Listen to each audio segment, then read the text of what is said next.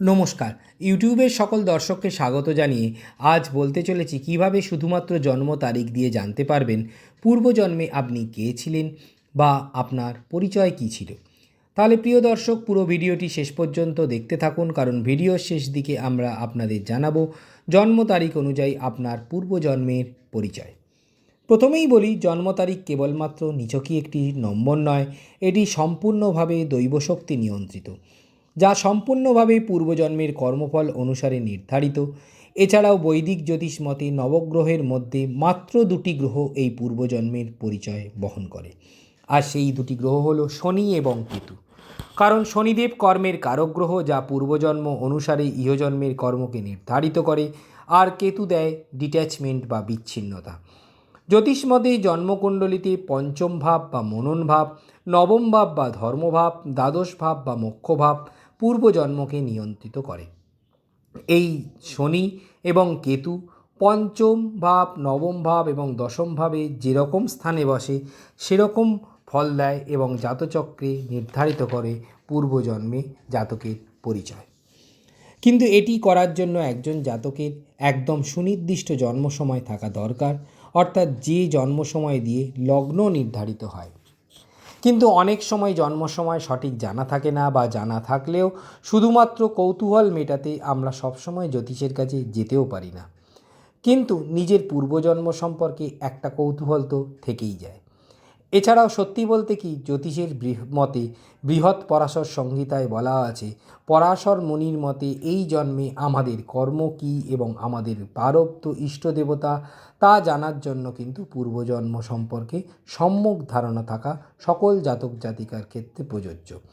তাই সেক্ষেত্রে জন্ম তারিখ থেকে কিছুটা হলেও আমরা নিজেদের পূর্বজন্ম সম্পর্কে জানতে পারি। সেক্ষেত্রে সংখ্যাতত্ত্ববিদ্যা বা নিউমেরোলজি অনুযায়ী 4টি সংখ্যাকে কার্মিক ডেপ্ট বলা হয়, অর্থাৎ যে ব্যক্তিরা 13, 14, 16, 19 এই তারিখে জন্মগ্রহণ করে। আবার বলছি, 4টি সংখ্যাকে সংখ্যাবিদ্যা বা নিউমেরোলজি অনুযায়ী কার্মিক ডেপ্ট বলা হয়। এই সংখ্যাগুলি হলো 13, 14, 16, 19। অর্থাৎ যে জাতক বা জাতিকা 13 তারিখে, 14 তারিখে, 16 তারিখে, 19 তারিখে জন্মগ্রহণ করে, তাদের পূর্বজন্মে কিছু অসম্পূর্ণ কর্ম থেকেই যায়, বা কর্ম ঋণ থেকে যায় যাকে বলা যেতে পারে, এবং পূর্বজন্মের কিছু অপূর্ণ দায়িত্ব থাকে যা এই জন্মে বারংবার তাদের জীবনে ফিরে আসে। আর তার অন্যতম লক্ষণ হলো জীবনে বারবার একই ধরনের সম্পর্ক, আর্থিক বা পারিবারিক সমস্যা বারবার ফিরে আসা। এটা কোনো শাস্তি নয়, বরং বলা যেতে পারে কর্মের ভারসাম্য রেখে নতুন শিক্ষা বা উন্নতির সুযোগ। অর্থাৎ এক কথায় সরল ভাষায় যাকে বলা যেতে পারে, এই শিক্ষা বা যা দেয় যাতে তাদের সেই সকল ব্যক্তি জীবনযাপনের ক্ষেত্রে উন্নতির সুযোগ আসে। অর্থাৎ যাদের জন্ম 13 তারিখ, 14 তারিখ, 16 তারিখ, 19 তারিখ, তাদের জীবনে বারংবার কোনো ঘটনা ফিরে ফিরে আসা তাদের এক কথায় এই জন্মে উন্নতির সুযোগকে নির্ধারিত করে। এই কর্মফলজনিত ঋণের লক্ষণ বা কর্মঋণের লক্ষণ আপনারা নিজেরাও বুঝতে পারবেন। জ্যোতিষবিদ নূরের মতে এই জীবনে যা ঘটেছে বা যা ঘটছে আপনার সঙ্গে, তার যদি কোনো সঠিক ব্যাখ্যা না থাকে, অর্থাৎ আপনার জীবনে এই মুহূর্তে যা ঘটছে তার কোনো আপনি সঠিক ব্যাখ্যা পাচ্ছেন না, এবং সেই ঘটনাটি বারবার আপনার জীবনে ফিরে আসছে, তার কোনো কারণও আপনি খুঁজে পাচ্ছেন না, তবে জেনে রাখবেন সেই ঘটনাটি কিন্তু অবশ্যই পূর্বজন্মের সঙ্গে সম্পর্কিত। এছাড়াও এমন কিছু মানুষের সঙ্গে আপনার পরিচয় ঘটছে যার সঙ্গে আপনার বারংবার পরিচয় হচ্ছে, অথচ কেন বারংবার পরিচয় হচ্ছে তার ব্যাখ্যা বা কারণও আপনি খুঁজে পাচ্ছেন না। তাহলে জেনে রাখবেন যে সেই মানুষটি বা সেই ঘটনাটি কিন্তু আপনার পূর্বজন্মের সঙ্গে সম্পূর্ণভাবেই জড়িত। বিশেষ করে এটি দেখা যায় যাদের 13 তারিখে, 14 তারিখে, 16 তারিখে, 19 তারিখে জন্ম হয়। যাই হোক, এবারে আমরা মূল বিষয়বস্তু নিয়ে আলোচনা করব, যার মধ্যে প্রথমেই আমরা বলবো যাদের জন্ম তারিখ 1 তারিখ, 10 তারিখ, 19 তারিখ, 28 তারিখ। অর্থাৎ যাদের জন্ম তারিখ, আবার বলছি, 1 তারিখে হয়েছে, 10 তারিখে হয়েছে, বা 19 তারিখে হয়েছে, বা 28 তারিখে হয়েছে, তাদের মধ্যে ছিল পূর্বজন্মে নেতৃত্ব দেওয়ার ক্ষমতা, কিন্তু কিছু ইগোর সমস্যার জন্য পূর্বজন্মে এই নেতৃত্ব দেওয়ার ঘটনাটাও বিভিন্নভাবে বিঘ্নিতও হয়েছে। তাছাড়া এই সকল জাতক জাতিকার জীবনে পূর্বজন্মে ছিল রবির ন্যায় তেজ, অর্থাৎ সূর্যের ন্যায় তাদের তেজময় প্রাধান্য চরিত্র তাদের পূর্বজন্মে ছিল। এবার বলবো, যদি আপনার জন্ম তারিখ 2, 11, 20, 29 অথবা 2 তারিখ, 11 তারিখ, 20 তারিখ, 29 তারিখ হয়, তবে জন্মান্তরে কিন্তু চন্দ্রের প্রাধান্য আপনার চরিত্রের প্রধান বৈশিষ্ট্য হবে। অর্থাৎ সেক্ষেত্রে এক কথায় বলা যেতে পারে পূর্বজন্মে আপনার চরিত্রে মানবতা, সহানুভূতি প্রবণতা ছিল খুবই বেশি। এছাড়াও পূর্বজন্মে বহু মানুষকে আপনি সহযোগিতাও করেছেন। এবার বলবো, যদি আপনার জন্ম তারিখ 3 তারিখ হয়, 12 তারিখ হয়, 21 তারিখ হয় বা 30 তারিখ হয়। আবার বলছি, যদি আপনার জন্ম তারিখ 3 তারিখ হয়, 12 তারিখ হয়, 21 তারিখ হয়, 30 তারিখ হয়, তবে পূর্বজন্মে আপনার চরিত্রে দেবগুরু বৃহস্পতির ন্যায় জ্ঞানের প্রাধান্য ছিল। অর্থাৎ আপনি সেক্ষেত্রে কোনো ভালো পরামর্শদাতা হিসেবে কর্ম করেছিলেন। কিন্তু অনেক ক্ষেত্রে এই পূর্বজন্মের জ্ঞান আপনার ক্ষেত্রে আবার জীবনের অপূর্ণতার কারণ হয়েও দাঁড়িয়েছিল। অর্থাৎ এক কথায় বলা যেতে পারে যাদের জন্ম 3 তারিখ, 12 তারিখ, 21 তারিখ, 30 তারিখ, তারা কিন্তু পূর্বজন্মে খুবই জ্ঞানী ছিলেন এবং জ্ঞানী পরামর্শদাতা হিসেবে কর্ম করেছেন। এরপর বলবো, যদি আপনার জন্ম তারিখ 4 তারিখ, 13 তারিখ, 22 তারিখ, 21 তারিখ হয়, তবে রাহুই ছিল কিন্তু আপনার জীবনের পূর্বজন্মের প্রধান কারক গ্রহ। অর্থাৎ এক কথায় বলা যেতে পারে আবার, যদি আপনার জন্ম তারিখ 4 তারিখ, 13 তারিখ, 22 তারিখ, 31 তারিখ হয়, তাহলে কিন্তু পূর্বজন্মে রাহুই ছিল আপনার পূর্বজন্মের প্রধান কারক গ্রহ, যার দরুন আপনার জীবনে পূর্বজন্মে নিজের স্টেবিলিটি আসতে খুবই দেরি হয়েছিল বা নিজের জীবনে স্টেবিলিটি আপনি নিজেই নেগলেক্ট করেছেন। এবার বলবো, যাদের জন্ম তারিখ 5 তারিখ, 14 তারিখ বা 23 তারিখ।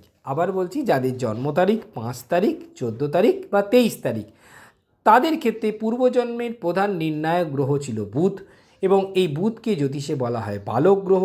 অর্থাৎ সেক্ষেত্রে আপনি পূর্বজন্মে ছিলেন খুবই স্বাধীনতাপ্রিয় এবং ভ্রমণ পিপাসু। এরপরে বলবো, আপনার জন্ম তারিখ যদি 6 তারিখ, 15 তারিখ বা 24 তারিখ হয়। আবার বলছি, যদি আপনার জন্ম তারিখ 6 তারিখ, 15 তারিখ, 24 তারিখ এগুলো হয়, তাহলে আপনার পূর্বজন্মের সমগ্র পরিচয়ের নির্ণায়ক গ্রহ ছিল শুক্র, অর্থাৎ শুক্রাচার্য। সেক্ষেত্রে শুক্রের প্রধান চরিত্রের ন্যায় আপনার মধ্যে পূর্বজন্মে ছিল খুবই কেয়ারিং ভাব এবং পারিবারিক দায়িত্ববোধ আপনার মধ্যে কিন্তু পূর্বজন্মে অত্যধিক বেশিই ছিল।